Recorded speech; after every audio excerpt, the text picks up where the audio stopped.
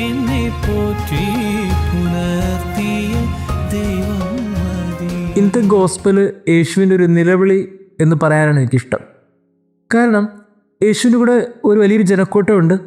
കഴിഞ്ഞ 3 ദിവസമായിട്ട് അവർ കൂടെയുണ്ട്. അതുകൊണ്ട് യേശു ശിഷ്യന്മാരെ വിളിച്ച് പറഞ്ഞു അവർക്ക് എന്തെങ്കിലും കഴിക്കാൻ കൊടുക്കണം, അല്ലെങ്കിൽ ശരിയാകില്ല. ഒരു നിലവിളിയാണ്, പ്രശ്നമുണ്ടാക്കുകയാണ്.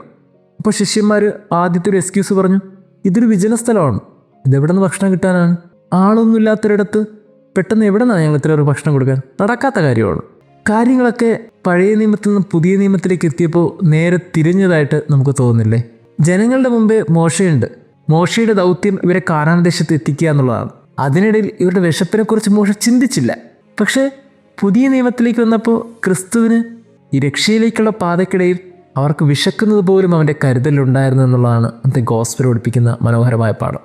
പഴയ നിയമത്തിൽ ജനങ്ങളാണ് മുറവിളി കൂട്ടിയിട്ടുള്ളത്. പുതിയ നിയമത്തിൽ നയിച്ച ആ ദൈവം തന്നെ മനുഷ്യർക്ക് വേണ്ടി മുറവിളി കൂട്ടി.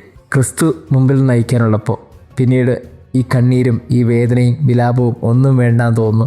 നമുക്ക് വേണ്ടി സംസാരിക്കാനും നമ്മുടെ ആവശ്യങ്ങൾ അറിയാനും നമ്മുടെ ദൈവം മുമ്പിലുണ്ട്.